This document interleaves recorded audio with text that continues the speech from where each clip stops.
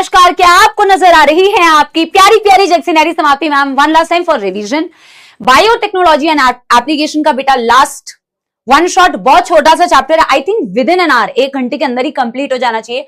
बहुत प्यारा आप लोगों ने बेटा, बहुत प्यारा रिस्पॉन्स दिखाया इस पूरे रिवीजन सीरीज में। देखो प्लानिंग में था नहीं, बट आप लोगों ने इतना प्यार दिखाया कि मेरे अंदर भी बहुत मोटिवेशन रही कि मैं बच्चों को वो हर चीज दे दूं बेटा जो आपके मतलब की है, जो आपके काम की है। और बिल्कुल पूरा कंटेंट कंसाइज वे में एकदम बेटा बढ़िया ड्यूरेशन में, आपका टाइम भी वेस्ट नहीं हुआ। और इसी बिना टाइम वेस्ट के सिलसिले को शुरू करते हुए एक ब्लैक कॉफी युगल भिजवा देना, ठीक है ना। शुरू करते हैं बेटा बायोटेक्नोलॉजी एंड इट्स एप्लीकेशन का वन शॉट लेक्चर। जैसे आप पूरे रिवीजन लेक्चर में सिंसियरली बेटा सुने हैं, इसको भी उतने ही सिंसियरली सुनना है आपको। और इस का एनसीईआरटी का रीडिंग जरूर करना है बेटा after the end of the lecture, ठीक है ना। तो बायोटेक्नोलॉजी कैसे की जाती है ये तो हम पढ़ चुके हैं बेटा, कि क्या प्रोसेस रहता है, क्या प्रिंसिपल रहता है। अब हम इसके एप्लीकेशंस देखने वाले कि एक्चुअल में जो कोई भी चीज की जाती है उसका एप्लीकेशन कुछ तो होना चाहिए। तो मैम इसका सबसे जो मेन 2 एप्लीकेशंस बेटा इस चैप्टर में है, और मेजरली जो 2 एप्लीकेशन है बेटा डिमांड एंड सप्लाई वाली बात होती है। तो जो 2 मेन एप्लीकेशन है, एक इन द फील्ड ऑफ एग्रीकल्चर, एक इन द फील्ड ऑफ बेटा थेरेप्यूटिक्स या फिर मेडिसिन हम कहते हैं, है ना। तो एग्रीकल्चर में इसका क्या पर्पस है मैम? फूड प्रोडक्शन को बढ़ाना है। और फूड प्रोडक्शन को क्यों बढ़ाना है? क्योंकि जनसंख्या बढ़ रही है बेटा, और जनसंख्या इतनी बढ़ रही है तो उनकी डिमांड को पूरी करने के लिए फूड प्रोडक्शन को बढ़ाना पड़ेगा। इंप्रूव्ड क्वालिटी, यार खाने की क्वालिटी को इंप्रूव करने के लिए आपने बेटा अभी आगे चैप्टर अभी vitamin A enriched golden rice, है ना। इंप्रूव्ड क्वालिटी, इन सारी चीजों के लिए बेटा बायोटेक्नोलॉजी काम में आती है एग्रीकल्चरल फील्ड में। मेडिसिन या थेराप्यूटिक्स में हम क्या करते हैं? जेनेटिक इंजीनियरिंग का इस्तेमाल करके, कल ही हमने पढ़ा ना, रिकॉम्बिनेंट डीएनए किया, जेनेटिक इंजीनियरिंग की, है ना। जो जीन मुझे चाहिए मैंने काट के बेटा लगा दिया, और अपना स्पेसिफिक जो भी प्रोडक्ट मुझे बनवाना है मैंने वो बनवा दिया। तो जेनेटिक इंजीनियरिंग की मदद से हमने ड्रग्स बनाए। ड्रग्स का मतलब बेटा क्या बनाया? मेडिसिन बनाया। जीन थेरेपी की जो इस चैप्टर में आगे पढ़ोगे, ट्रीटमेंट्स बेटा, कोई खराब जीन है उसको सही जीन से रिप्लेस कर दिया बेटा। डायग्नोसिस के लिए, कोई भी बीमारी का डायग्नोसिस हमें करना है उसके लिए भी बेटा, तो मेडिसिन फील्ड में भी बहुत बड़ा एप्लीकेशन है। इसके अलावा भी बहुत बेटा वेस्ट ट्रीटमेंट में हम यूज करते हैं। बायो रेमिडिएशन एनसीईआरटी में दिया होगा। बायो रेमिडिएशन में हम लिविंग ऑर्गेनिजम्स का यूज करते हैं, और लिविंग ऑर्गेनिजम्स के इस्तेमाल से हम एनवायरमेंटल जो प्रॉब्लम्स है like soil pollution, water pollution, इन सारी चीजों को ट्रीट करने की कोशिश करते हैं। तो ये कुछ एप्लीकेशन एनसीईआरटी में स्टार्टिंग में दी हुई है। डायरेक्ट सवाल आएगा बेटा इस पर्टिकुलर पार्ट से जो एनसीईआरटी में इनिशियल में मेंशन किया हुआ है। There are 3 critical research areas बेटा in the field of biotechnology. Number 1 critical research area है use of improved variety of organisms in the form of बेटा एंजाइम और कंप्लीट ऑर्गेनिजम्स और माइक्रोब। देखो यार 3 क्रिटिकल रिसर्च एरिया बायोटेक्नोलॉजी में क्या है? सबसे पहले बेटा आपको इंप्रूव्ड वैरायटी, भाई ऑर्गेनिजम्स ढूंढने पड़ेंगे, एंजाइम्स ढूंढने पड़ेंगे, माइक्रोब्स ढूंढने पड़ेंगे, है ना। नंबर 1 जो आपका सबसे इंपॉर्टेंट क्रिटिकल रिसर्च एरिया है। फिर बेटा आप उनको जब इस्तेमाल करेंगे अपने काम को करने के लिए, उसको काम करने के लिए ऑप्टिमम कंडीशंस प्रोवाइड करने पड़ेगी। Optimum conditions for the catalyst to act. Catalyst मतलब यहां पे जिस भी ऑर्गेनिजम्स का आप यूज करेंगे, जिस भी चीजों का बायोटेक में यूज करेंगे, उसको काम करने के लिए आपको बेस्ट कंडीशंस प्रोवाइड करनी पड़ेगी, ऑप्टिमम कंडीशंस प्रोवाइड करनी पड़ेगी to act. That is the number 2 criteria. Number 3 बेटा डाउनस्ट्रीम प्रोसेसिंग। आपका अल्टीमेट गोल ही ये है कि आप प्यूरिफिकेशन करो, सेपरेशन करो और फिर उसकी मार्केटिंग करो। That is the number 3 important critical research area in the field of biotechnology. Ma'am biotechnology का जो मेन मोटा मोटा एप्लीकेशन एग्रीकल्चर में है वो क्या है? मैम देखो हमें एग्रीकल्चरल प्रोडक्टिविटी को बढ़ाना है। हम एग्रीकल्चरल प्रोडक्टिविटी को कैसे बढ़ा सकते हैं? हमारा मेन टारगेट तो यही है ना, इंप्रूव क्वालिटी तो है ही और प्रोडक्टिविटी बढ़ानी है। प्रोडक्टिविटी को बढ़ाने के लिए मैम हमारे पास क्या क्या ऑप्शंस है? पहले देखो ऑप्शंस हमारे पास है कि हम या तो हार्मफुल बेटा केमिकल्स का इस्तेमाल कर ले, फर्टिलाइजर्स का, पेस्टिसाइड्स का, ऐसे हार्मफुल केमिकल्स पेस्टिसाइड्स का इस्तेमाल कर ले, है ना। जो कि बेटा ऐसा नहीं है, ये हार्मफुल तो होते ही हैं, हार्मफुल के साथ साथ में बहुत महंगे होते हैं। तो जो ग्रीन रेवोल्यूशन के बारे में आगे मैं बताऊंगी। देखो यार ये केमिकल्स के इस्तेमाल से आपकी हो सकता है प्रोडक्टिविटी बढ़ जाए, बट एक तो ये आपके खुद के लिए भी बहुत खतरनाक है बेटा, आपके खुद के हेल्थ के लिए बहुत खतरनाक है। प्लस बेटा ये बहुत महंगे आते हैं, अफोर्ड नहीं कर सकता बेटा हर एक फार्मर इसको अपने एग्रीकल्चरल पर्पस में। लेकिन ये एक तरीका है जिससे आप प्रोडक्टिविटी को बढ़ा सकते हैं। दूसरा बेटा बायो पेस्टिसाइड्स यूज कर लो, बायो फर्टिलाइजर्स यूज कर लो जो हार्मफुल नहीं होंगे, जैसे मैंने यहाँ लिखा है नाइट्रोजन फिक्सिंग बैक्टीरिया को यूज कर लो यार, है ना। तो बायो फर्टिलाइजर्स, बायो पेस्टिसाइड्स को यूज करने पर ये आप प्रोडक्टिविटी बढ़ा सकते हैं। हम बोलते हैं ना बेटा आज के डेट में आप ऑर्गेनिक फार्मिंग की बात करते हैं, ऑर्गेनिक, यहां हमने कोई फर्टिलाइजर्स, कोई केमिकल्स का इस्तेमाल नहीं किया है, तो वहां आप बायो पेस्टिसाइड्स या बायो फर्टिलाइजर्स की बात करते हैं, ये भी एक तरीका है मैम। नंबर 3 यार मैम डायरेक्टली आप क्या करो, जेनेटिकली मॉडिफाइड ऑर्गेनिजम्स का इस्तेमाल कर लो। आगे हम यही तो पढ़ने वाले हैं कि यार देखो जब हम जेनेटिकली मॉडिफाइड ऑर्गेनिजम्स का यूज करते हैं तो उनके यूज करने से मुझे क्या क्या बेनिफिट्स मिल रहे हैं, जिस बेनिफिट की वजह से मुझे ना इसका इस्तेमाल करना पड़ रहा है ना इसका इस्तेमाल करना पड़ रहा है, ठीक है ना। तो जेनेटिकली मॉडिफाइड क्रॉप्स का इस्तेमाल करने से ऐसा क्या हुआ, अब उसके बारे में पढ़ेंगे। लेकिन एनसीईआरटी में एक जनरल बात दी हुई है ग्रीन रेवोल्यूशन की। नॉर्मन ई बोरलॉग थे जिन्हें फादर ऑफ ग्रीन रेवोल्यूशन कहा जाता है, इनके काम से इंस्पायर होकर एमएस स्वामीनाथन जी ने इंडिया में भी ग्रीन रेवोल्यूशन को इंट्रोड्यूस किया, हरित क्रांति। क्या किया गया था बेटा ग्रीन रेवोल्यूशन में? ग्रीन रेवोल्यूशन में प्रोडक्टिविटी, एग्रीकल्चरल प्रोडक्टिविटी को बढ़ाने की कोशिश की गई थी। कैसे कैसे बढ़ाने की कोशिश की थी? एक तो बेटा जो सबसे पहला तरीका था, ऐसे ही हार्मफुल केमिकल्स का यूज करते हैं, फर्टिलाइजर्स, पेस्टिसाइड्स का यूज करते हैं, है ना। दूसरा बेटा ग्रीन रेवोल्यूशन में किया गया बेटा कि फर्टिलाइजर्स, पेस्टिसाइड्स का यूज करते हैं बेटा, ठीक है ना। दूसरा बेटर मैनेजमेंट प्रैक्टिसेस लेके आते हैं, जैसे कि बेटा अच्छी खासी बेटा इरिगेशन हो, है ना, पानी वानी सब अच्छे से हो, क्रॉप रोटेशन किया जाए ताकि बेटा सॉइल जो है ना वो हमेशा ही सॉइल की फर्टिलिटी ना लूज हो जाए। तो आप क्या करोगे बेटा, क्रॉप रोटेशन करो, अच्छे अच्छे एडवांस मशीन्स यूज करो, है ना, ऐसा भी किया गया। और तीसरा कि इंप्रूव्ड क्रॉप वेराइटीज यूज करो। और एनसीईआरटी ने सीधा सीधा बेटा कहा है, और आपसे सीधा सीधा स्टेटमेंट बेस्ड क्वेश्चंस में पूछा भी जाएगा कि मेन रीजंस इसमें से कौन से थे जिसकी वजह से बेटा प्रोडक्टिविटी बढ़ी। तो मेन रीजंस जो थे वो पहले 2 मेन रीजंस थे बेटा, जो मैं बता रही हूं ना रिविजन्स में, वो पिन पॉइंट करके अपने दिमाग में फिट करना कि मैम यहां से क्वेश्चंस बनते हैं, है ना। तो 2 मेन रीजंस कौन से थे? क्रॉप वेराइटीज भी था, लेकिन मेन रीजंस ऊपर के 2 थे, fertilizers, pesticides and better management practices, जिसकी वजह से बेटा इंप्रूवमेंट हुई, ग्रीन रेवोल्यूशन आया। ग्रीन मतलब जिसकी वजह से प्रोडक्टिविटी बढ़ी। ग्रीन रेवोल्यूशन से बेटा 3 गुना फूड प्रोडक्शन बढ़ गया, बट स्टिल बेटा 3 गुना बढ़ने के बाद बिना ये इनफ नहीं था, ये इनफ नहीं था to meet the demand of growing human population. हमारी डिमांड जो थी उसको मीट करने के लिए ये सफिशिएंट नहीं था 3 गुना होने के बावजूद, ठीक है ना। तो भैया अब क्या करें? जेनेटिकली मॉडिफाइड क्रॉप्स का इस्तेमाल करते हैं। जेनेटिकली मॉडिफाइड क्रॉप्स का मतलब ही ये हो गया बेटा कि ऐसे क्रॉप्स जिनके जीन में मॉडिफिकेशंस कर दी गई हो, जिसके जीन में मॉडिफिकेशन कर दी, वो जेनेटिकली मॉडिफाइड क्रॉप बन गया बेटा। क्या फायदा होगा मैम? बेटा रटना है ही नहीं, जेनेटिकली मॉडिफाइड क्रॉप में क्या क्या फायदा हुआ मैम? जेनेटिकली मॉडिफाइड क्रॉप का इस्तेमाल करने से ना पेस्टिसाइड्स जो थे, है ना, ये जो बेटा हार्मफुल केमिकल्स पे हम डिपेंडेंट हो रहे थे ना मैम, उन पे डिपेंडेंसी थोड़ी सी, भैया चीनी तो नहीं डाली, ठीक है, थैंक यू। तो इस पर जो डिपेंडेंस है ना मैम, ये डिपेंडेंस कम हो जाएगा। हम क्या करते हैं, पेस्टिसाइड्स पे रिड्यूस्ड रिलायंस, मतलब भरोसा इस पे नहीं अब करना है भाई, डायरेक्टली पेस्ट रेजिस्टेंट प्लांट बना दो ना यार। प्लांट को ही ऐसा बना दो कि तुम्हें पेस्टिसाइड यूज ही ना करना पड़े, प्लांट के जीन में ही ऐसे मॉडिफिकेशन कर दो। बीटी कॉटन के बारे में पढ़ाऊंगी, मोटे मोटे 5 टॉपिक है इस चैप्टर में, बहुत इजी चैप्टर है, बहुत इजी सवाल आएंगे बेटा, ठीक है ना। और डेटा मैंने जो तुम्हें शीट प्रोवाइड की थी उसको जरूर देखना, है ना। और बेटा तुम एनसीईआरटी रीड कर लोगे, सारा डेटा ऑटोमेटिकली तुम्हारे पास आ जाएगा। तो पेस्ट रेजिस्टेंट प्लांट बना दिया बीटी कॉटन, ये मैं पढ़ाऊंगी अभी तुम्हें। यार जो पोस्ट हार्वेस्ट लॉसेस होते हैं ना, मतलब तुमने खेती भी कर ली, प्रोडक्शन भी हो गया, अच्छा खासा फल आ गया, अब तुमने हार्वेस्ट जब उसे किया, काट के निकाला बेटा, हार्वेस्ट करने के बाद कई ऐसी बेटा लॉसेस होते हैं जो झेल नहीं सकते हैं हम, तो पोस्ट हार्वेस्ट लॉसेस को बेटा रोकना है। बहुत इजी एग्जांपल कि टमाटर, इतनी अच्छी खेती हो गई, बहुत खूब सारे टमाटर भी लग गए, है ना, अच्छी खासी प्रोडक्शन हो गई, लेकिन जब तुमने टमाटर बेटा हार्वेस्ट किए उसके बाद अब टमाटर ओवर राइपनिंग की वजह से सड़ने लग गए, तो नुकसान हो जाएगा। तो ऐसे पोस्ट हार्वेस्ट लॉसेस को भी रोका जा सकता है। ये एग्जाम्पल एनसीईआरटी में नहीं है, बट इसको समझने के लिए बताया जाता है। ओवर राइपनिंग जो टमाटर की होती है उसको रोक सकते हैं जीन साइलेंसिंग से। जीन साइलेंसिंग का कॉन्सेप्ट मैं आगे पढ़ाऊंगी, बट टमाटर में कैसे की जाती है एनसीईआरटी में नहीं है, करने की जरूरत भी नहीं है, ठीक है ना। हम एक्चुअली में उस जीन को साइलेंट कर देते हैं जिस जीन की वजह से टमाटर ज्यादा पकता है, ठीक है ना।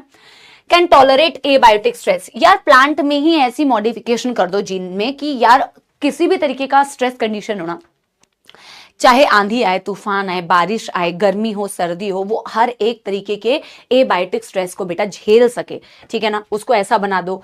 बेटर मिनरल यूजेज, अच्छा मिनरल यूजेज कर पाए, है ना, बेटर तरीके से बेटा प्रॉपर मिनरल यूजेज कर पाए, अच्छा ग्रो करेगा।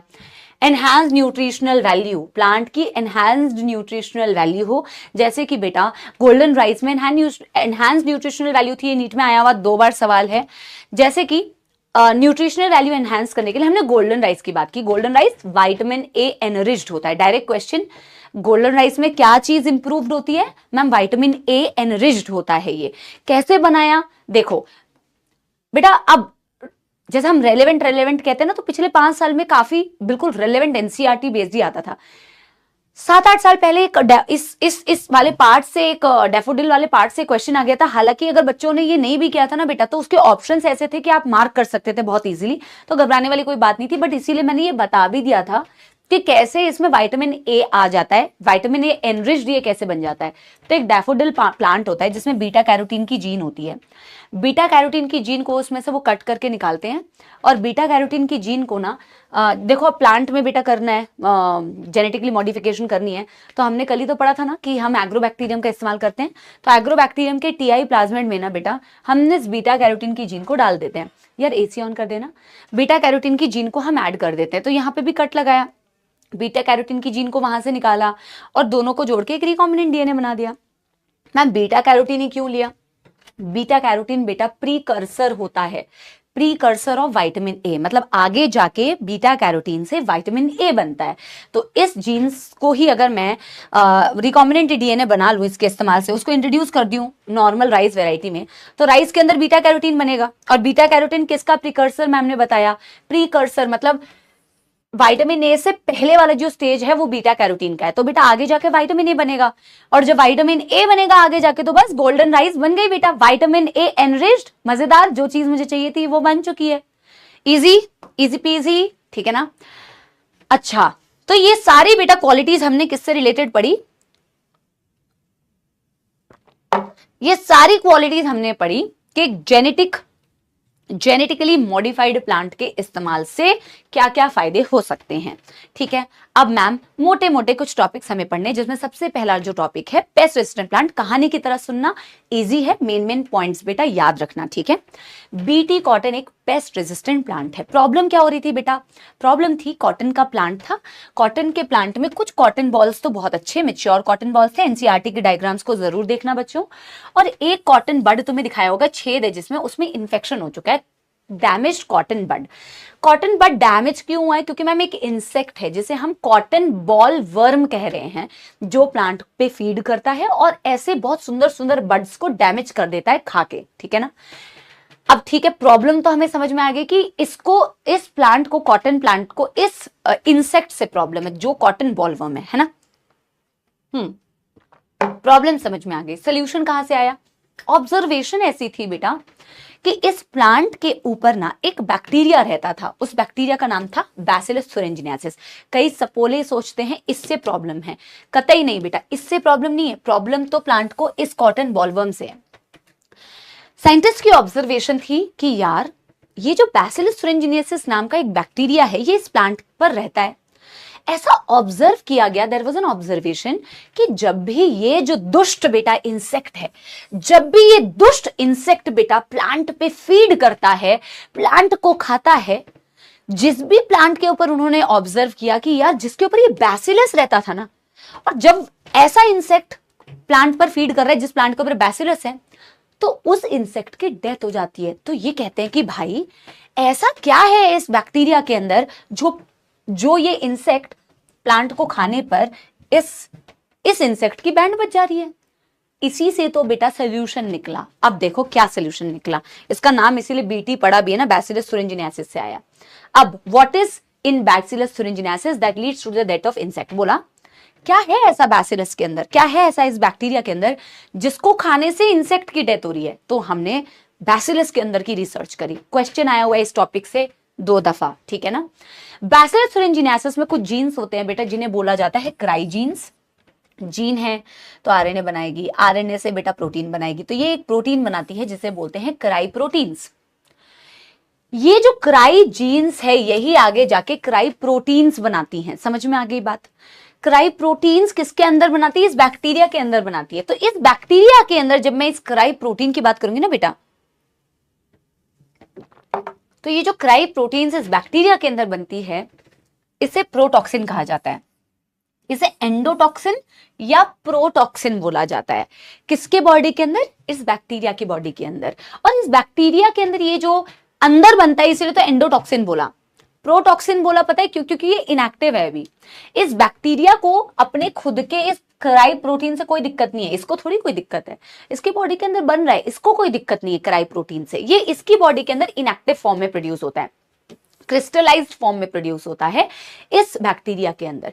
ये बैक्टीरिया को हार्म नहीं करता है। इसकी बॉडी के अंदर कोई दुख दर्द समस्या नहीं हो रही बेटा, इसकी बॉडी के अंदर कोई प्रॉब्लम नहीं हो रही। मैंने किसकी बात की? बैक्टीरिया की। क्योंकि मुझे जानना है ऐसा हमने क्या, ऐसा इंसेक्ट ने बैक्टीरिया को जब खाया तो उसने प्लांट को, पर प्लांट के ऊपर बैक्टीरिया था। तो कॉटन बॉलवर्म के अंदर ऐसा क्या हो गया इस बैक्टीरिया को खाने से? इसलिए मैंने बैक्टीरिया को बताया कि बैक्टीरिया के अंदर जीन होती है बेटा क्राई जीन, वो बनाती है क्राई प्रोटीन, लेकिन बैक्टीरिया के अंदर वो इनएक्टिव और एंडोटॉक्सिन के फॉर्म में होती है। बैक्टीरिया को उससे कोई नुकसान नहीं होता। अब आओ कि हमने क्या किया। कॉटन बॉलवर्म जैसे ही ऐसे प्लांट को खाती है जिसके ऊपर वो बैक्टीरिया है, उसको खाने से इंसेक्ट के कहां क्वेश्चन पूछा जाएगा? मिडगट। इंसेक्ट के मिडगट के अंदर जाके बेटा ये इनएक्टिव क्रिस्टलाइज्ड प्रोटॉक्सिन, ये इनएक्टिव क्रिस्टलाइज्ड प्रोटॉक्सिन उसके मिडगट में जाके मिडगट के एल्कलाइन पीएच में क्वेश्चन पूछा जाता है। ये इसके एल्कलाइन पीएच में जाके एक्टिव टॉक्सिन, पहले तो प्रोटॉक्सिन था, इनएक्टिव था, अब एक्टिव टॉक्सिन में कन्वर्ट हो चुका है। किस वजह से? एल्कलाइन पीएच की वजह से। कहां एक्टिवेट होता है? मिडगट में, ठीक है ना। अब ये एक्टिवेटेड हो जाता है, एक्टिव टॉक्सिन में कन्वर्ट हो जाता है। जैसे एक्टिवेटेड हो जाता है ये इस मिडगट के जो एपिथेलियल सेल्स है ना बेटा, इनमें छेद कर देता है, पोर्स क्रिएट करता है। जैसे उसमें छेद करता है तो आसपास का जो फ्लूइड है उन सेल्स के अंदर एंटर कर जाता है, सेल्स स्वेल कर जाते हैं। सेल स्वेलिंग होगी तो एक टाइम के बाद सेल्स बर्स्ट कर जाएंगे, सेल्स टूट जाएंगे, लाइसिस हो जाएगी, इंसेक्ट की हो जाएगी मौत। एक्चुअल में ये मैकेनिज्म था जिसकी वजह से इंसेक्ट की मौत हो रही थी। अभी तक तो हमने सिर्फ ये पढ़ा, अब हम पढ़ेंगे कि फिर हमने इस इंफॉर्मेशन से कैसे प्लांट को ही बेटा इस इंसेक्ट से जेनेटिक मॉडिफिकेशन से बचा लिया, बीटी कॉटन बना लिया। अब हमने क्या किया? कितना इजी है देखो। बीटी नाम बैसिलस थुरिनजिनेसिस बैक्टीरिया से आया क्योंकि उसी की मदद ली है हमने उस बैक्टीरिया में जो क्राई जीन्स थे ना, जो इंसेक्ट के लिए टॉक्सिक थे, हमने वो क्राई जीन्स कट करके निकाले। अब तो तुम बेटा जेनेटिक इंजीनियर बन चुके हो। हमने उसे एग्रोबैक्टीरियम के टीआई प्लाज्मिड से जोड़ा, रिकॉम्बिनेंट डीएनए बनाया। उस रिकॉम्बिनेंट डीएनए को मैंने कॉटन प्लांट के अंदर इंट्रोड्यूस किया। कॉटन प्लांट के अंदर इंट्रोड्यूस जैसे ही मैंने उस रिकॉम्बिनेंट डीएनए को किया, अब प्लांट के अंदर ही बेटा क्या बनेगा? वो प्रोटीन, क्राई प्रोटीन। प्लांट में ही कॉटन क्राई प्रोटीन बना दी। अब जैसे ही कॉटन बॉलवर्म बेटा उसको इन्फेक्ट करने की कोशिश करेगा और उसको इंजेस्ट करेगा उस टॉक्सिन को, जैसे ही वो टॉक्सिन उसके अंदर जाएगा, उसके मिडगट के एल्कलाइन पीएच में जाएगा, वो सारा काम वैसा ही करेगा जैसा अभी मैंने तुम्हें समझाया है। एक्टिवेट होके छेद करेगा सेल्स में, मिडगट के सेल्स में, फ्लूइड अंदर आएगा, सेल स्वेल करेगा, बस्ट हो जाएगा, इंसेक्ट की हो जाएगी डन डनाडन मौत। ये उसकी समरी है। देखो ये बहुत इंपॉर्टेंट है, मैंने क्लास में भी स्टार मार्क करा है। इनमें से क्वेश्चंस बनेगा, ये थोड़ी इंफॉर्मेटिव चीजें हैं, डेटा वाली है ना। अब बेटा मैंने तो कॉटन बॉलवर्म से डील किया, कॉटन बॉलवर्म ने कॉटन प्लांट को अफेक्ट किया, लेकिन ऐसे बहुत सारे इंसेक्ट्स होंगे और ऐसे बहुत सारे प्लांट्स होंगे जिनको बहुत सारे इंसेक्ट से प्रॉब्लम हो रही है। तो हर प्लांट में हम कौन सी जीन डालेंगे ये किस पर निर्भर करेगा? देखो द चॉइस ऑफ जीन, कि मैं कौन सी क्राई जीन इस्तेमाल करूं। क्राई जीन्स भी बहुत सारे टाइप की होती है, cry 1 AB, cry 1 AC, cry 2 AB। तो जीन का जो चॉइस करना है वो निर्भर करेगा कि ऑफ कोर्स बेटा वो निर्भर करेगा कि कौन से इंसेक्ट से मुझे प्रॉब्लम है और कौन से प्लांट को मुझे पेस्ट रेजिस्टेंट बनाना है। तो बहुत इजी सी बात है, जिस प्लांट को रेजिस्टेंट बनाना है और जिससे उसको रेजिस्टेंट बनाना है उन दोनों पर ये निर्भर करेगा। डायरेक्ट क्वेश्चन आएगा पेस्ट क्रॉप, ये क्वेश्चन आया भी हुआ है। मैं यूजुअली बेटा सिर्फ ये वाली जीन याद रखती हूँ और फिर मैं अपने दिमाग में ये सोच लेती हूँ बाकी जो दोनों जीन्स के नाम है वो कॉटन बॉलवर्म के लिए रेलेवेंट है, ठीक है ना। और ये भी क्वेश्चन आया हुआ है CRY1AB जो जीन होती है वो कॉर्न बोरर के लिए होती है, और CRY1AC CRY2AB कॉटन बॉलवर्म के लिए रिस्पॉन्सिबल होती है। जब मुझे इसके अगेंस्ट में बेटा करना है ना काम, तो मैं इन जीन्स का इस्तेमाल करूंगी, बट मैं AB याद रखती हूँ, AB, मैं AB CRY1AB याद रखती हूँ, that is for corn borer, ठीक है ना, कॉर्न बोरर के लिए मैं CRY1AB याद रखती हूँ। तो आप याद रखो अब 2AB और 1AC, ठीक है ना, ये कॉटन बॉलवर्म के लिए है। बाकी बचे हुए कुछ एनसीईआरटी में स्टार्टिंग में दिए हुए हैं, कुछ ऑर्डर्स दिए हुए हैं इंसेक्टा क्लास के अंडर में जो आते हैं, लेपिडोप्टेरेंस, कोलियोप्टेरेंस, डिप्टेरेंस। लेपिडोप्टेरेंस में आते हैं army worms, tobacco budworm, corn borer, cotton bollworms. Coleopterans में आते हैं बीटल्स, डिप्टेरेंस में आते हैं फ्लाइज, मस्कीटोज। ये कुछ आर्थ्रोपोडा में जो इंसेक्टा क्लास है ना, उस इंसेक्टा क्लास के अंदर कुछ ऑर्डर्स हैं जो हम ऑर्डर्स एनिमल किंगडम में नहीं पढ़ते हैं। तो इन ऑर्डर से रिलेटेड स्पेसिफिकली इंसेक्ट्स के नाम लिखे हुए हैं, याद रख सकते हो। बैसिलस thuringiensis जो बैक्टीरिया है बेटा, उसकी जो जीन्स होती हैं वो इन सारे लेपिडोप्टेरेंस, कोलियोप्टेरेंस और डिप्टेरेंस के लिए हार्मफुल होते हैं। एक एक चीज एनसीईआरटी की हमने रिवाइज कर ली। नंबर 2 जो एक बहुत बड़ा टॉपिक नहीं, जो इंपॉर्टेंट टॉपिक दिया हुआ है बट इसकी एक्सप्लेनेशन बिल्कुल भी एनसीईआरटी में नहीं है, मैंने बार बार क्लास में आपको बताया है, और इसीलिए मैं क्लास में भी जब लास्ट में इसका समरी देती हूँ, मतलब समरी मतलब इसका जो इंपॉर्टेंट पॉइंट्स लिखवाती हूँ, सारे क्वेश्चंस उस इंपॉर्टेंट पेज से ही बेटा कवर हो जाएंगे, ठीक है ना। बट क्योंकि मैं रिवीजन में बिल्कुल क्लास के जैसा रिवीजन करा रही हूँ, तो मैं वैसा ही रिवीजन कराऊंगी, है ना। शॉर्ट में ही रिवीजन कर रहे हैं बट पूरा कंटेंट रिवीजन कर रहे हैं। आप चाहो तो अगर आपको वो एक्सप्लेनेशन नहीं देखनी है ना, तो आप वो जो लास्ट वाले पॉइंट्स बताऊंगी वो देख लेना, पर अभी देख ही रहे हो तो बेटा देख लो ना, फिर इसमें इफ एंड बट क्या है। आरएनए या आरएनए इंटरफेरेंस कहते हैं, या एमआरएनए साइलेंसिंग कहते हैं, या जीन साइलेंसिंग कहते हैं, ठीक है ना। इस मैकेनिज्म को मैंने स्टार्टिंग में समझाने की कोशिश की कि बॉडी का एक सेंट्रल डॉगमा होता है बेटा, हमारे पास डीएनए होता है, डीएनए से आरएनए बनता है, और वो आरएनए जिससे आगे जाके प्रोटीन बनता है उसको एक्चुअल में सेंस एमआरएनए कहते हैं। ये बात ध्यान रखना, क्योंकि सेंस एंटी सेंस कॉन्सेप्ट होता है, लेकिन जिस डीएनए से जब मैं आरएनए बना रही हूँ, जो आरएनए मैं बना रही हूँ ना बेटा, वो है सेंस एमआरएनए, और ये जो सेंस एमआरएनए होता है ना, इसी से आगे जाके बनता है बेटा प्रोटीन। अब हम कह रहे हैं कि अगर बेटा बाय चांस मैं तुमसे ये कह रही हूं कि मैं सेंस एमआरएनए को साइलेंट कर दूं, इसकी साइलेंसिंग कर दूं, साइलेंसिंग का मतलब इसको आगे ट्रांसलेट ना होने दूं, इस एमआरएनए से आगे मैं प्रोटीन ना बनने दूं, इसको साइलेंट कर दूं, तो ये वायलेंट भी नहीं होगा, मतलब ये आगे जाके प्रोटीन भी नहीं बनाएगा। समझ में आ रही है बात। तो इफ वी स्टॉप ट्रांसलेशन यानी कि silencing, the specific protein will not be formed. इसका हमें इस्तेमाल करना है। एमआरएनए सिंगल स्ट्रैंडेड होता है जिससे आगे जाके प्रोटीन बन रहा है, ठीक है भाई। MRNA if double stranded no protein, बोला जब एमआरएनए सिंगल स्ट्रैंडेड है, सिंगल स्ट्रैंडेड होता है तो ही आगे जाके प्रोटीन बनता है। डबल स्ट्रैंडेड एमआरएनए से प्रोटीन कोड नहीं होती है, बिल्कुल सही बात है मैम, ठीक है। ये तो बेसिक्स हो गए मैम। अब हमें किस प्लांट को बचाना है और किस चीज से बचाना है, प्रॉब्लम किससे हो रही थी, तो एक नीमाटोड है बेटा, नीमाटोड का नाम है Meloidogyne incognita, that belongs to the phylum aschelminthes. तो ये मिलाडोगाइन इनकॉग्निशिया जो होता है, ये इन्फेक्ट करता है टोबैको प्लांट्स के रूट्स को। टोबैको प्लांट्स को प्रॉब्लम हो रही है, टोबैको प्लांट्स में भी किस में दिक्कत हो रही है, रूट्स में दिक्कत हो रही है। किससे दिक्कत हो रही है बेटा, मिलाडोगाइन इनकॉग्निशिया से दिक्कत हो रही है। क्या दिक्कत हो रही है कि उस प्लांट में गांठ बन जा रही है, रूट्स के अंदर नॉट्स बन जा रहे हैं, रूट नॉट डिजीज, गांठ बन जा रहे हैं, प्रोडक्टिविटी कम हो जाएगी बेटा, पैदावार कम हो जाएगी। अब इस नीमाटोड से, ये देखो नीमाटोड बनाया हुआ है मैंने हरे हरे रंग का, ये इन्फेक्ट करता है रूट्स को, तो ऐसे गांठ बनने लग जाते हैं। मुझे पेस्ट रेजिस्टेंट प्लांट बनाना है। अब व्हाट इज इनसाइड नीमाटोड जिसकी वजह से ये दिक्कत आ रही है, तो हम जरा देखें। मैंने नीमाटोड की बॉडी बनाई है मिलाडोगाइन इनकॉग्निशिया की, और मैंने दिखाया कि इसकी बॉडी के अंदर एक डीएनए है जिससे एक सेंस एमआरएनए बनता है, जिससे एक ऐसा प्रोटीन बनता है बेटा जो थ्रू आउट इस नीमाटोड को हेल्प करता है जिंदा रहने में, क्योंकि इसी प्रोटीन्स की वजह से ये खा पाता है, फीड कर पाता है, प्लांट्स को इन्फेक्ट कर पाता है, खाना खाता है, ग्रो करता है, सर्वाइव करता है। अगर मैं इसी सेंस एमआरएनए को इस मिलाडोगाइन के अंदर बनने ना दूं, अगर मैं इसको बनने ना दूं, तो बेटा ये ना ग्रो कर पाएगा, ना फीड कर पाएगा, और सर्वाइव भी नहीं कर पाएगा, तो रूट नॉट डिजीज भी कॉज नहीं कर पाएगा। इसकी साइलेंसिंग हम कुछ इस तरीके से करते हैं, लेकिन एनसीईआरटी ने जो पॉइंट्स दिए हुए हैं वो डायरेक्ट ऐसे दिए हुए हैं। तो पहले मैं नीट, देखो मैं क्लास में बताते हुए भी चलती हूँ कि ये साइलेंसिंग किसकी वजह से होती है, तो पॉइंटर्स में हम लिखते हैं ये साइलेंसिंग होती है डबल स्ट्रैंडेड डीएनए की वजह से। डायरेक्ट क्वेश्चन, आरएनए साइलेंसिंग किसकी वजह से हुई, due to the formation of double stranded RNA. पूछते हैं single stranded RNA, double stranded DNA, single stranded DNA, double stranded RNA की वजह से साइलेंसिंग होती है।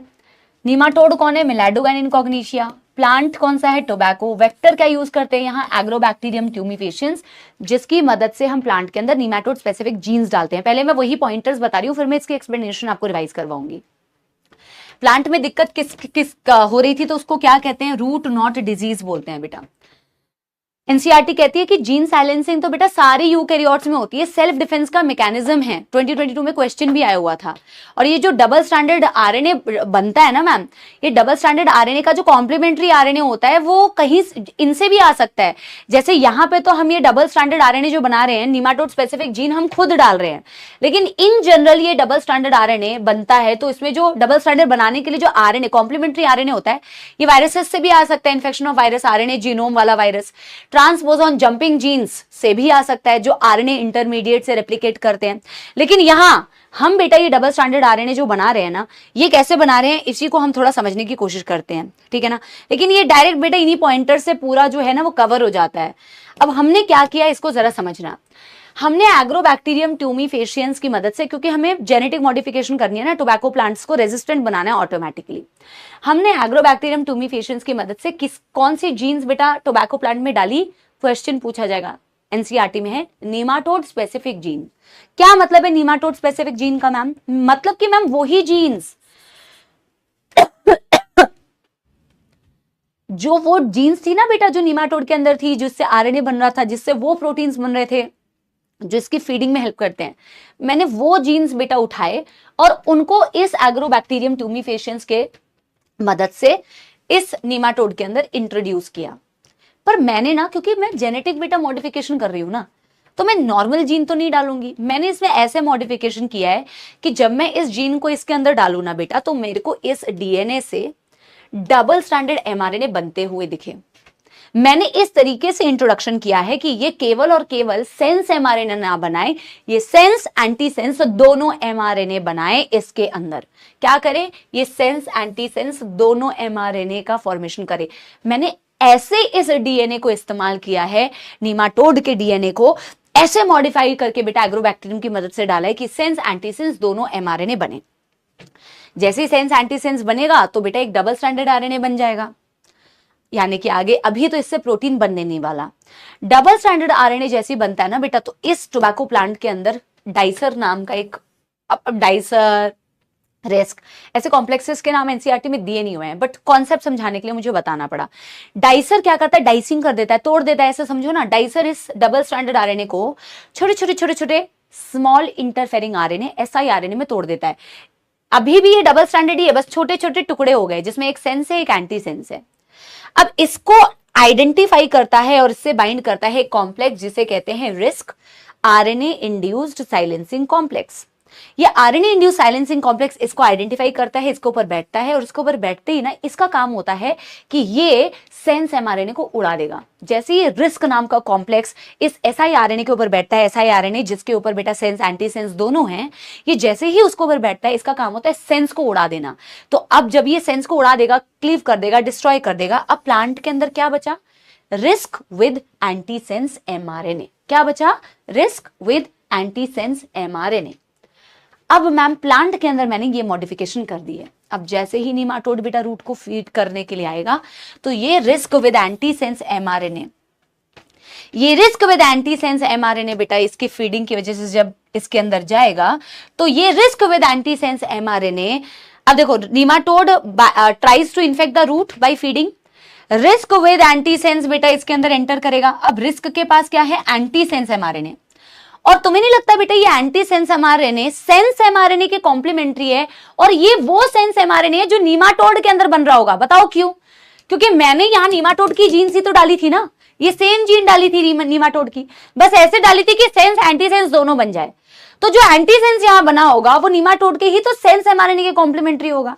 जैसे ये नीमाटोड इसको फीड करता है, रिस्क विद एंटी सेंस इसके अंदर जाता है। अब नीमाटोड के नॉर्मल बॉडी के अंदर बेटा वो डीएनए से बन रहा है सेंस एमआरएनए, ये सेंस एमआरएनए और एंटी सेंस एमआरएनए जो हैं आपस में कॉम्प्लीमेंट्री होंगे, और जैसे ये कॉम्प्लीमेंट्री होंगे बेटा, रिस्क क्या करेगा, एंटी सेंस और सेंस जैसे ही डबल स्टैंडर्ड बनेंगे तो रिस्क इस सेंस को उड़ा देगा, और सेंस उड़ा देगा तो कोई भी प्रोटीन नहीं बनेगी।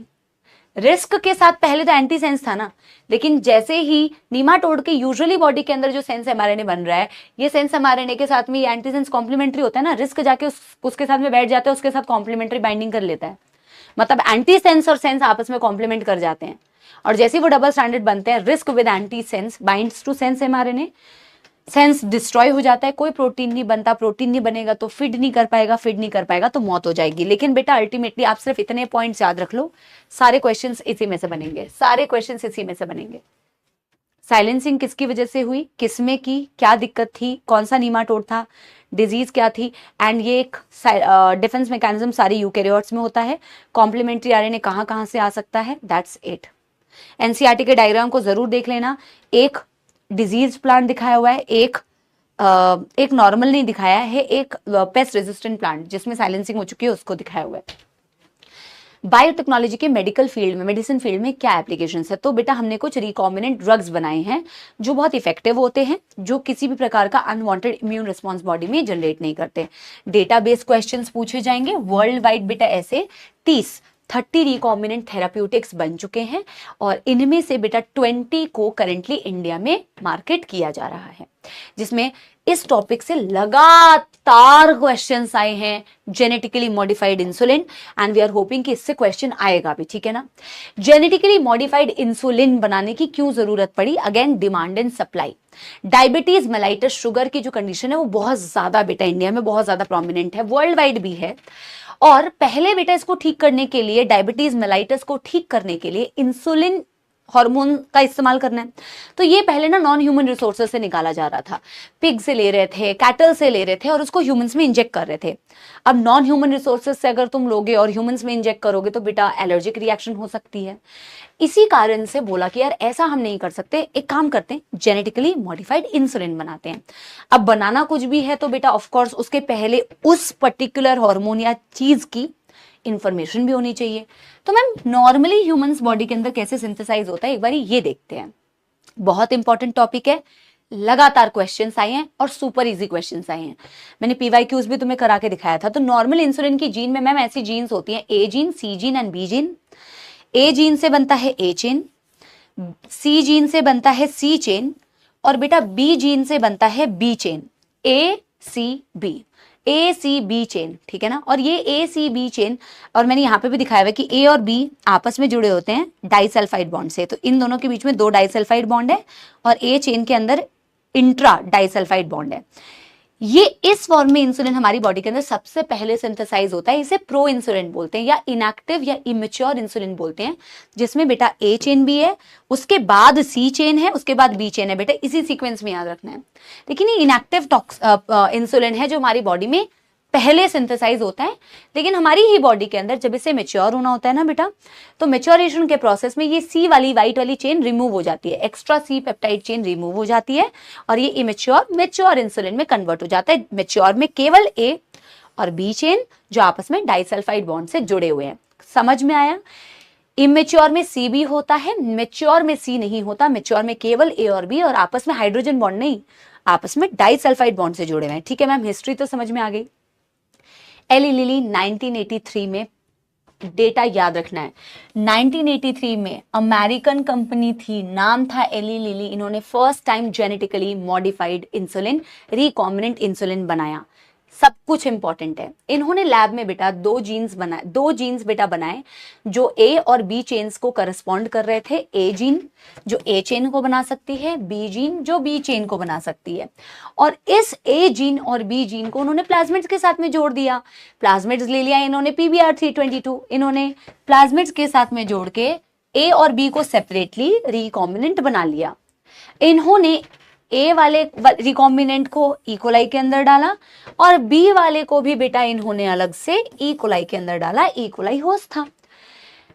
एक जगह पे इन्होंने इकोलाई के अंदर ए चेन को सिंथेसाइज किया सेपरेटली, एक जगह पे इन्होंने बेटा इकोलाई के अंदर बी चेन को सेपरेटली सिंथेसाइज किया। तो इन्होंने ए और बी चेन्स बेटा अलग अलग सिंथेसाइज किए, एक जगह नहीं, अलग अलग सिंथेसाइज किए। इसका रीजन था भी मैं आगे बता रही हूं।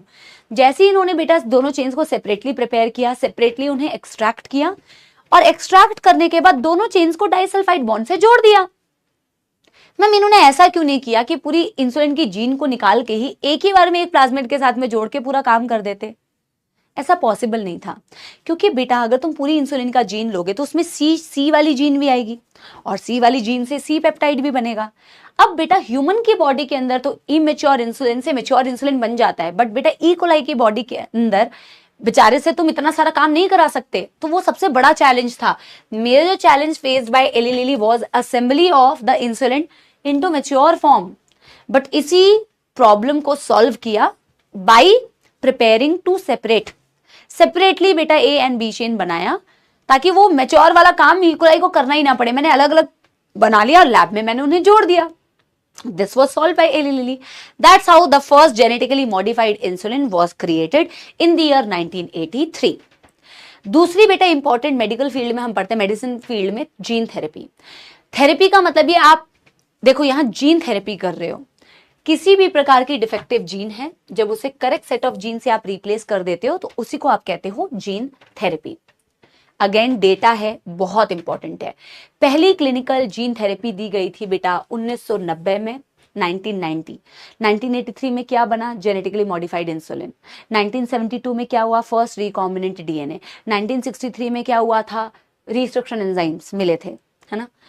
4 साल की बच्ची को दिया गया जो कि एक डेफिशिएंसी से सफर कर रही थी, ADA deficiency, adenosine D aminase deficiency. Adenosine D aminase gene, ये डिफेक्टिव जीन था, ये डिलीटेड था उसकी बॉडी में। और ये जीन इंपॉर्टेंट क्यों होता है मैम? ये जीन इसलिए इंपॉर्टेंट होता है क्योंकि एडीए जीन जो है ये एडीए बनाता है। एडीए क्या होता है? एडीए का नाम ही है एडिनोसिन डी अमाइनेज। ये एडिनो डी अमाइनेज एक एंजाइम है जो आपके इम्यून सिस्टम के लिए बहुत जरूरी है, crucial for immune system to work. अगर ये जीन डिलीट हो गई तो एडिनोसिन डी अमाइनेज नहीं बनेगा, एडिनोसिन डी अमाइनेज नहीं बनेगा तो इम्यूनिटी में प्रॉब्लम होगी। इसीलिए ये बच्ची सफर, बेटा इसको ना एक बबल के जैसे एक बबल के अंदर रखा जाता है, क्योंकि इम्यूनिटी नहीं है। कोई भी बेटा छोटा मोटा इन्फेक्शन से बहुत जल्दी हो जाएगा। तो बेटा हुआ क्या कि she suffered from severe combined immuno deficiency skid. Immuno deficient हो जाएगा क्योंकि एंजाइम नहीं है। समझ में आ रही है बात? अब इसके ट्रीटमेंट के लिए क्या किया? एडीए बेटा ट्रीटमेंट के मल्टीपल तरीके हैं, ठीक है ना, मल्टीपल तरीकों से ट्रीटमेंट किया जाता है जो हम पढ़ेंगे। अच्छा मैंने यहाँ पे ये भी लिखा हुआ है, एडीए एंजाइम जो होता है लिम्फोसाइट्स के प्रोलिफरेशन के लिए जरूरी होता है। लिम्फोसाइट्स के प्रोलिफरेशन के लिए जरूरी है, लिम्फोसाइट्स आपकी इम्यूनिटी के लिए जरूरी है। नॉर्मल लिम्फोसाइट्स के अंदर आपके पास ये एडीए जीन होता है, लेकिन डिलीटेड वालों में ये एडीए जीन नहीं होता, तो ये एबनॉर्मल लिम्फोसाइट्स हो गई। हम मैम क्या क्या इसको कर सकते हैं ताकि बच्चे के हेल्प हो सके? एक तो हम डायरेक्टली एंजाइम रिप्लेसमेंट थेरेपी कर सकते हैं। डायरेक्टली बेटा पेशेंट को एडीए जीन के इंजेक्शंस दे दो, एडीए जीन के इंजेक्शंस देना, डायरेक्टली एंजाइम को इंजेक्ट कर दो। लेकिन मैम ये बार बार करना पड़ेगा, ये परमानेंट सोल्यूशन नहीं है, it's not a permanent solution. Ma'am bone marrow transplant भी कर सकते हैं, लेकिन बोन मैरो ट्रांसप्लांट क्योंकि बेटा सारे ब्लड सेल्स इंक्लूडिंग लिम्फोसाइट्स का सोर्स क्या है? बोन मैरो, है ना। बोन मैरो ट्रांसप्लांटेशन भी किया जा सकता है, लेकिन बेटा सूटेबल डोनर ढूंढना पड़ेगा। सूटेबल डोनर ढूंढना ही एक बड़ा अपने आप में बहुत बड़ा टास्क है। बोन मैरो सेल्स को बेटा ट्रांसप्लांट किया जा सकता है, लेकिन ये भी एक परमानेंट सोल्यूशन नहीं है। मैम जीन थेरेपी कर सकते हैं। जीन थेरेपी जो हमने टॉपिक में पढ़ा, यानी कि एक करेक्ट एडीए जीन को डायरेक्टली हम लिम्फोसाइट के अंदर ही इंजेक्ट कर देते हैं ना मैम। जो डिफेक्टिव लिम्फोसाइट है जिसके अंदर जीन नहीं है, एक काम करते हैं ना, थेरेपी में हम क्या करते हैं, उसके अंदर ही जीन डाल देते हैं, सही जीन डाल देते हैं। कैसे किया जाता है? जो डिफेक्टिव लिम्फोसाइट से जिसके अंदर एडीए जीन नहीं था, उसको पेशेंट की बॉडी से निकाला और उसे कल्चर किया बेटा लैब में, डिफेक्टिव लिम्फोसाइट्स को। अब क्योंकि बेटा एनिमल सेल में हम काम कर रहे हैं, तो हम किसे एज अ वेक्टर यूज करेंगे? रेट्रोवायरसेस को। रेट्रोवायरसेस का इस्तेमाल करके पहले तो तुम याद रखो कि क्या डाला जाता है। एक एडीए सी डीएनए बेटा इंट्रोड्यूस किया जाता है with the help of retroviruses into the defective lymphocytes. क्या होता है ये एडीए सी डीएनए, ये मैं अभी समझा रही हूँ, बट हमने किया क्या? डिफेक्टिव लिम्फोसाइट्स को बाहर निकाला, लैब में कल्चर किया और डिसआर्म्ड रेट्रोवायरसेस की मदद से ना बेटा मैंने एडीए का सी डीएनए डायरेक्टली इस लिम्फोसाइट के अंदर इंट्रोड्यूस कर दिया। और इंट्रोड्यूस करने के अंदर अब वो बेटा उसके अंदर तो जीन चली गई, अब मैंने उसको बेटा पेशेंट की बॉडी के अंदर इंसर्ट कर दिया, वापस से पेशेंट की बॉडी के अंदर डाल दिया, है ना। लेकिन ये भी परमानेंट सोल्यूशन नहीं है, ये भी परमानेंट सोल्यूशन नहीं है अनटिल एंड अनलेस बेटा इसे अर्ली एम्ब्रियोनिक स्टेज में किया जाए। क्योंकि जितने लिम्फोसाइट्स में मैंने सही जीन डाली उतने तो ठीक हो गए, बट जो नए बनने वाले हैं बेटा उसके अंदर तो अभी भी जीन नहीं है। और लिम्फोसाइट्स बेटा इमॉर्टल थोड़ी है कि एक बार मैंने डाल दिया तो लिम्फोसाइट्स तुम्हारे परमानेंट सेट हो गए, अभी मरेंगे ही नहीं। लिम्फोसाइट्स बेटा अमर थोड़ी है, बिकॉज दीज सेल्स आर बेटा these cells are not immortal, है ना, नॉट इमॉर्टल बेटा। ये सेल्स ऐसे तो नहीं है ना अमर हैं, ये सेल्स मॉर्टल हैं। मॉर्टल मतलब मरती हैं और मर जाती हैं, इसीलिए ये एक परमानेंट सोल्यूशन नहीं है until unless early embryonic stage में किया जाए। बोला कि जीन थेरेपी अगर एम्ब्रियोनिक स्टेज में किया जाए तो ये एक परमानेंट सोल्यूशन है, क्योंकि एम्ब्रियोनिक स्टेज में इनर सेल मास पड़ा है ना, टोटीपोटेंट सेल होते हैं। तो जब हम एम्ब्रियोनिक लाइफ में करते हैं ना बेटा ये जीन थेरेपी, तो ये फिर हर एक सेल में ये जीन चली जाएगी, हर एक सेल के पास ये जीन जाएगी, तो उस केस में ये एक परमानेंट सोल्यूशन हो सकता है। अब ADA-cDNA कैसे बनाया जाता है, क्यों बनाया जाता है, इसको जरा समझते हैं। ये रेट्रोवायरस है, रेट्रोवायरसेस का जेनेटिक मटेरियल मैंने लिखा हुआ है RNA। हमें ADA का जीन डालना है बेटा लिम्फोसाइट्स के अंदर। अब मैं बेटा ADA के DNA को तो ADA के RNA से नहीं जोड़ सकती, वायरस के RNA से नहीं जोड़ सकती ना, तो मुझे ADA का RNA जोड़ना पड़ेगा वायरस के RNA के साथ में, है ना। तो we need to attach ADA RNA with the viral RNA। तो हम क्या करते हैं, ADA के DNA से पहले ADA का RNA बनाते हैं और उस RNA को फिर जोड़ते हैं attach with the viral RNA। फिर वायरल RNA के साथ में जब मेरा ADA का RNA जुड़ जाता है ना बेटा, तो वायरस खुद रिवर्स ट्रांसक्रिप्टेज की मदद से उस ADA के RNA से जो DNA बनाएगा सिंगल स्ट्रैंडेड, तो उल्टी डायरेक्शन में जब ट्रांसक्रिप्शन करेगा, रिवर्स ट्रांसक्रिप्शन, तो उस ADA के RNA से जो ADA का DNA बना उसी को हम बोलते हैं ADA-cDNA। और इसीलिए हम कहते हैं कि रेट्रोवायरसेस की मदद से we insert ADA-cDNA into the lymphocytes. समझ में आ गई बात, कोई दुख दर्द समस्या तो नहीं है बेटा, ठीक है ना। अब पढ़ते हैं molecular diagnosis, again application of biotechnology. नन किसी भी बीमारी की इफेक्टिव ट्रीटमेंट के लिए बहुत जरूरी है कि उसकी सही डायग्नोसिस हो और सही समय पे डायग्नोसिस हो। डायग्नोसिस होना यानी डिटेक्शन होना बहुत जरूरी है। पैथोफिजियोलॉजी की समझ भी बहुत जरूरी है। पैथोफिजियोलॉजी मतलब उस बीमारी से जो सिम्टम्स प्रोड्यूस हो रहे हैं उसको समझना भी बहुत जरूरी है। इन दोनों चीजों से किसी भी बीमारी का इफेक्टिव ट्रीटमेंट हो सकता है। बात तो बिल्कुल सही है मैम देखो पुराने टाइम पे भी कुछ टेक्निक्स थी जो आज भी इस्तेमाल की जाती है, ऐसा नहीं, जिससे डायग्नोसिस हो सके, कन्वेंशनल टेक्निक, और कुछ है बेटा मॉडर्न टेक्निक्स। दोनों में क्या अंतर है, क्वेश्चन पूछ सकते हैं बेटा। कन्वेंशनल टेक्निक से हम क्या करते हैं ना बेटा, हम सिर्फ पैथोजन को तभी डिटेक्ट कर पाते हैं बॉडी के अंदर जब जैसे हम यूरिन टेस्ट कर रहे हैं या ब्लड टेस्ट कर रहे हैं या स्टूल टेस्ट कर रहे हैं। ये कन्वेंशनल टेक्निक्स हैं, आज भी की जाती है। कन्वेंशनल चीजें आज भी बहुत सारी जगहों पे की जाती है, बहुत सारी चीजों के लिए की जाती है। लेकिन ये बेटा तभी आपकी किसी भी बीमारी को पता लगा पाता है जब तक उस बीमारी का पैथोजन बॉडी के अंदर बहुत ज्यादा मल्टीप्लाई ना कर गया हो। इसीलिए अर्ली डिटेक्शन पॉसिबल नहीं है, early detection not possible. But modern techniques में जहां हम रिकॉम्बिनेंट डीएनए टेक्नोलॉजी का इस्तेमाल करते हैं, PCR, ELISA, तो इससे स्मॉल अमाउंट ऑफ पैथोजन भी अगर तुम्हारी बॉडी के अंदर है ना कम, अर्ली डिटेक्शन पॉसिबल है। Early detection is possible, even small amount of बेटा pathogen can be detected in the body. PCR, ELISA, auto radiography, these are all बेटा मॉडर्न टेक्निक्स, ठीक है ना। अब सबसे पहले हम पढ़ते हैं PCR ऑलरेडी हमने कवर भी किया हुआ है, बट एक बार यहाँ पे भी रिवाइज कर लेते हैं। Small amount of pathogen can be detected, कैसे, क्योंकि आप एम्प्लीफिकेशन कर सकते हो यूजिंग PCR। तो एक पेशेंट है जिसमें HIV इन्फेक्शन का आप सस्पेक्ट कर रहे हो कि इसके अंदर HIV इन्फेक्शन है, तो HIV इन्फेक्शन को भी बेटा आप डायग्नोस कर सकते हो by PCR, by amplification of the gene. किसी भी प्रकार की जीन म्यूटेशंस अगर है बेटा, जैसे कि कैंसर के केस में, तो म्यूटेशंस को भी बेटा डिटेक्ट किया जा सकता है। किसी भी प्रकार के जेनेटिक डिसऑर्डर्स को भी बेटा डिटेक्ट किया जा सकता है यूजिंग पॉलीमरेज चेन रिएक्शन।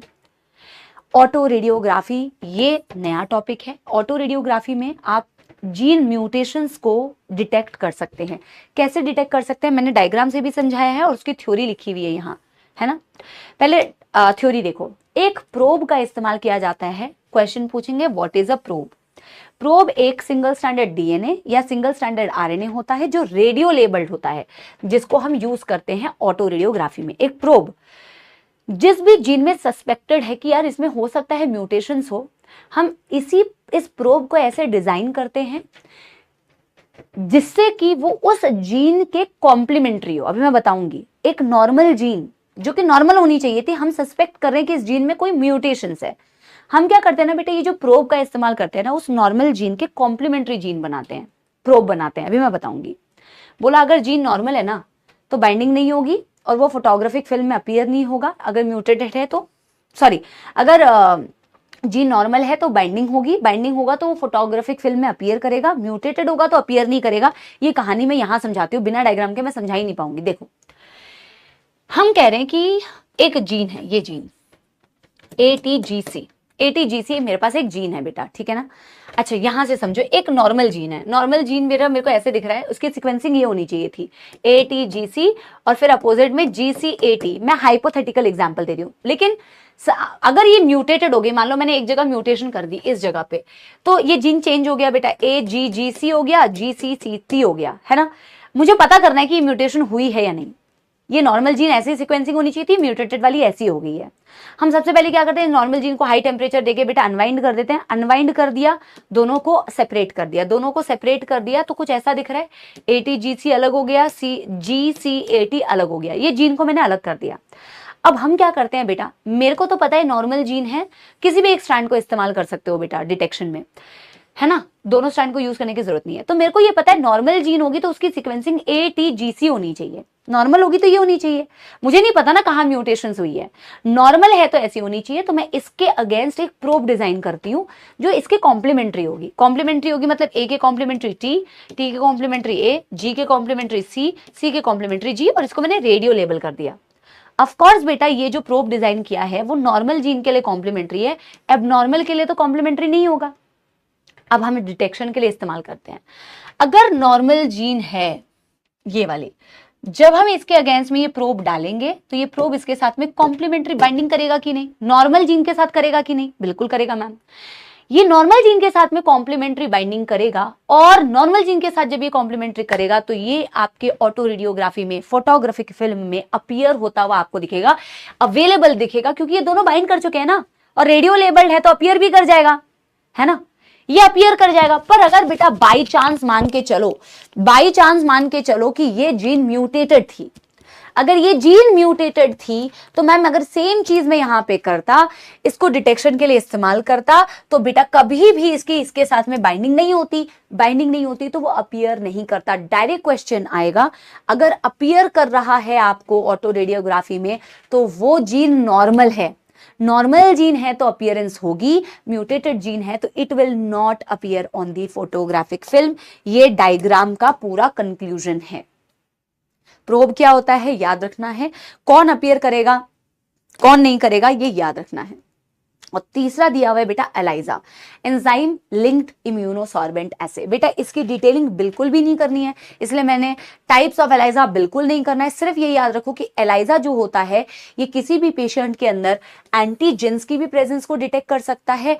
और बेटा अगर देखो, अगर किसी भी पेशेंट को कोई बीमारी है तो एंटीजेंस तो उसके अंदर होंगे ही उस बीमारी के, उस एंटीजेंस के रिस्पॉन्स में जो बॉडी ने एंटीबॉडीज बनाए ना बेटा वो भी तो होंगे, तो आप एंटीजेंस को भी डिटेक्ट कर सकते हो, एंटीबॉडी को भी डिटेक्ट कर सकते हो। It is based on antigen antibody interaction, that's it. इसको करने की कोई जरूरत नहीं है बेटा, नॉट रिक्वायर्ड। आप केवल ये 2 लाइन याद रखो, ELISA used, it is based on antigen antibody interaction. ELISA की फुल फॉर्म याद रखना है, और एलाइजा की मदद से पेशेंट की बॉडी के अंदर एंटीजेंस एज वेल एज बेटा एंटीबॉडी को डिटेक्ट किया जा सकता है। ठीक, लास्ट टॉपिक जो इस चैप्टर का है दैट इज ट्रांसजेनिक एनिमल्स। थोड़ा थ्योरेटिकल है बट इसमें भी कुछ इंपॉर्टेंट डेटाज हैं। ऐसे कोई भी एनिमल्स बेटा जिनकी जीन में मैनिपुलेशंस कर दी, मॉडिफिकेशन कर दी, उसमें किसी फॉरेन जीन को एक्सप्रेस करा दिया, वो ट्रांसजेनिक एनिमल्स कहलाते हैं। बहुत सारे ट्रांसजेनिक एनिमल्स आज के डेट में क्रिएट कर चुके हैं, sheep, cow, monkey, pig, mice, fish, लेकिन 95% of the transgenic animals are बेटा माइस। क्रोमोसोमल सिमिलैरिटी है ह्यूमंस के साथ में, बहुत आसान है इनको मेंटेन करना, और शॉर्ट लाइफ स्पैन है, लाइफ साइकिल इसकी जो है लाइफ साइकिल शॉर्ट है, इसीलिए हम ज्यादातर देखते हैं 95% of the transgenic animals are mice. Ma'am क्यों क्रिएट किया जाता है ट्रांसजेनिक एनिमल्स, जैसे एनसीईआरटी में दिया हुआ है नॉर्मल फिजियोलॉजी एंड डेवलपमेंट। बेटा अगर मैं किसी भी फॉरेन जीन को ट्रांसजेनिक एनिमल्स में डालती हूँ ना, तो मैं उस जीन की स्टडी कर सकती हूँ कि उसकी जीन की नॉर्मल रोल क्या है, नॉर्मल ग्रोथ में, नॉर्मल डेवलपमेंट में, उस जीन का क्या रोल है बॉडी के अंदर, मैं उसकी स्टडी कर सकती हूँ। एक तो ये रीजन है। नंबर 2 मैम मुझे किसी बीमारी के को स्टडी करना है, तो मुझे डिजीज मॉडल बेटा मैं इंसान के अंदर तो नहीं स्टडी कर सकती ना, मैं डिजीज मॉडल बना सकती हूँ। जैसे कि बेटा मुझे कैंसर की स्टडी करनी है, मैं सिस्टिक फाइब्रोसिस की स्टडी करनी है, इनके मॉडल्स एग्जिस्ट करते हैं। रूमेटॉइड आर्थराइटिस, एल्जाइमर्स, पूछा जाएगा किन किन के ट्रांसजेनिक मॉडल्स एग्जिस्ट करते हैं। कैंसर की स्टडी करेंगे तभी तो बेटा कैंसर में देख पाएंगे कि भाई कैंसर ऐसे ऐसे बॉडी के अंदर प्रोग्रेस करता है, कैंसर यहाँ यहाँ फैल सकता है। कैंसर के ट्रीटमेंट अगर मुझे करनी है तो भी बेटा मुझे मॉडल्स तो बनाने पड़ेंगे ना। तो डिजीज मॉडल्स होते हैं बेटा to study about the diseases and models for cancer, cystic fibrosis, Alzheimer's, rheumatoid arthritis, इनके मॉडल्स एग्जिस्ट करते हैं। किसी भी वैक्सीन को जब हम बनाते हैं तो डायरेक्ट ह्यूमन ट्रायल्स नहीं होते, उसके लिए भी ट्रांसजेनिक एनिमल्स होते हैं। केमिकल्स, ड्रग्स, मेडिसिन जो हम बनाते हैं बेटा उनको भी हम टेस्ट करते हैं ट्रांसजेनिक एनिमल्स में। इनफैक्ट बेटा ट्रांसजेनिक एनिमल्स को ऐसे डिजाइन किया जाता है कि वो ज्यादा सेंसिटिव हो किसी भी ड्रग के लिए, मतलब कि अगर थोड़ा सा भी वो सेंसिटिव है तो पता चल जाए इजीली, आप समझ रहे हो, ताकि हम और ज्यादा सेफ साइड पे रहे। तो बोला है transgenic animals are made more sensitive towards the drugs so that even the minor problems can be detected. ठीक है। एंड देन वेरी इंपॉर्टेंट जहां बहुत सारा डेटा है, बायोलॉजिकल प्रोडक्ट्स। बायोलॉजिकल प्रोडक्ट्स किसी ना किसी प्रोडक्ट के लिए, जैसे बेटा अल्फा 1 एंटीट्रिप्सिन, नीट में आया हुआ सवाल, इसे भी हम ट्रांसजेनिक एनिमल के अंदर बनाते हैं, शीप के अंदर बनाते हैं। और ये अल्फा 1 एंटीट्रिप्सिन बेटा जो हमने बायोलॉजिकल प्रोडक्ट बनाया, it is use for the treatment of emphysema, cystic fibrosis, phenyl ketonuria के लिए भी बेटा मॉडल्स एग्जिस्ट करते हैं। ठीक है ना, फॉर द ट्रीटमेंट ऑफ, अच्छा ये आई थिंक लाइन मिस हो गई थी तो इसे मैंने यहाँ पे इंक्लूड भी कर, अच्छा ये जैसे हमने एम्फाइसीमा के ट्रीटमेंट के लिए, एम्फाइसीमा के ट्रीटमेंट के लिए बेटा अल्फा 1 एंटीट्रिप्सिन बनाया ना, तो ऐसे ही मॉडल सिस्टिक फाइब्रोसिस और बेटा फिनाइल कीटोन्यूरिया के लिए भी एग्जिस्ट करते हैं। बट प्रोडक्ट्स कुछ भी नहीं दिए हुए एनसीईआरटी में, सिर्फ ये लाइन याद रख सकते हो कि ऐसे ही मॉडल्स इनके ट्रीटमेंट्स के लिए भी अवेलेबल हैं।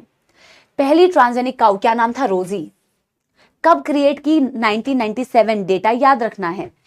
इससे क्या बनवाया गया बेटा, where human alpha lactalbumin was introduce बेटा इस काउ के अंदर, और इससे बनता था human alpha lactalbumin protein. कितना बनता था, 2.4 ग्राम पर लीटर। तो ह्यूमन का जो ह्यूमन अल्फा लैक्ट एल्ब्यूमिन जीन है, इसे इंट्रोड्यूस किया गया ताकि human alpha lactalbumin protein बने 2.4 ग्राम पर लीटर। ये मिल्क न्यूट्रिशनली ज्यादा बैलेंस्ड है देन नॉर्मल काउ मिल्क। तो प्रोडक्ट बना लिया, बायोलॉजिकल प्रोडक्ट, इसीलिए भी ट्रांसजेनिक एनिमल्स बनाए गए। पर मैम ट्रांसजेनिक एनिमल्स बेटा देखो, कोई भी हम जीन मैनिपुलेशंस कर रहे हैं, एनिमल्स बना रहे हैं, तो कुछ तो बेटा एथिक्स होने चाहिए, कुछ रूल्स एंड रेगुलेशंस होनी चाहिए कि किस हद तक हम जीन में मैनिपुलेशंस कर सकते हैं, किस हद तक हम मॉडिफिकेशन कर सकते हैं, क्या करा जा सकता है, क्या नहीं किया जा सकता। क्योंकि बेटा बहुत सारे कंसर्न्स होते हैं, जैसे हम एथिकल इश्यूज के नाम से जानते हैं। बोला बायोटेक्नोलॉजी में एथिक्स रेफर करता है मॉरल प्रिंसिपल्स को that guides the use and development of biotechnological technologies. आप टेक्नोलॉजीज का यूज और कितना किस हद तक यूज कर सकते हैं, क्या मॉरल प्रिंसिपल्स होते हैं, यही होते हैं आपके एथिक्स बायोटेक्नोलॉजी के केस में। ये रटना नहीं है, ये थ्योरेटिकल है, ये आपको हेल्प करता है डिसाइड करने में क्या गलत है क्या सही है।